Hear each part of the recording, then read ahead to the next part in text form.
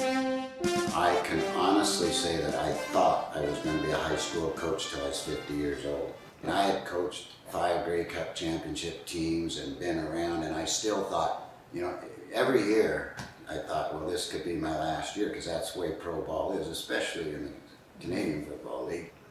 And so I never got cocky that, oh, well, I'll be here the rest of my life or something. And so we had boxes in our basement that never did get unpacked, because we said, well, there's no point in unpacking this or putting pictures on the wall or anything. Yeah. That's the type of life we led. And so then when, I don't know, after I was the President and C.E.O. of the Eskimos, all of a sudden one time I realized, you know what, I'm too old. They wouldn't hire me in high school anymore. I better make this last. You know, so then I just had a few more years that I did what I did, and I loved it. You know, I'm not ashamed to say that, you know, I got away without ever having a real job, you know, a job that you dreaded.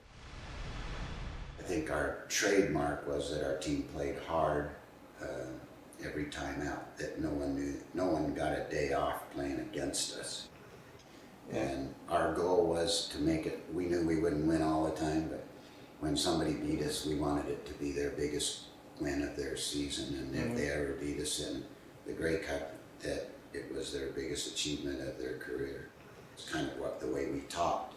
So we knew we were beatable, but we wanted to make the other guy earn it. There wasn't a time that we were going to call it off. We went several years without ever losing a game by more than 10 points, and we went 70 something, I can't remember, but I'll say 72 to keep it low. I think it was 76 games in a row without ever losing 2 games in a row.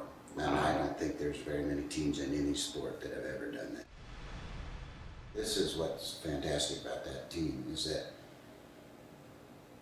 I think there's only been one team to win 2 in a row since that team went 6 times in a row and won 5 in a row. I think there's only been one team to ever do that. And I know before that it was some like 20 years or something, you know, but that there was a long time.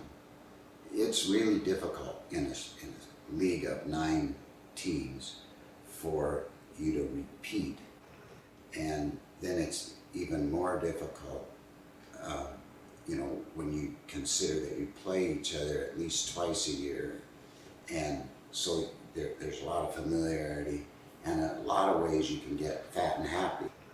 And so what that team did, there are records that team has that aren't even listed in a book anywhere that will be difficult. Somebody someday, somehow, some way will break the records. But what that team did was amazing, and I'm proud that the whole football team is in the Alberta Sports Hall of Fame. Being in 17 Grey Cups and being in the league 31 years, I think, or whatever, but anyway, more than half the time going to the Grey Cup. So that was pretty good. And then, you know, if you just go on like a flash, a one scene memory or something, my favorite scene was Ronnie Lancaster, head coach at Edmonton, winning the Grey Cup in Calgary in McMahon Stadium, and the players were all on the stage, and he and I were off where nobody saw us. Just watching makes me emotional, because he had a tear in his eye, and you know, Ronnie Lancaster doesn't cry. It's an honor. It's way more meaningful to me now being retired. Like when you have the eye of the tiger, you know, you can't afford to pat yourself on the back or look back at all your friends that were your teammates and so on, and be glad for them as much as when you retire, you go and say, you know what, that was a pretty darn good football team.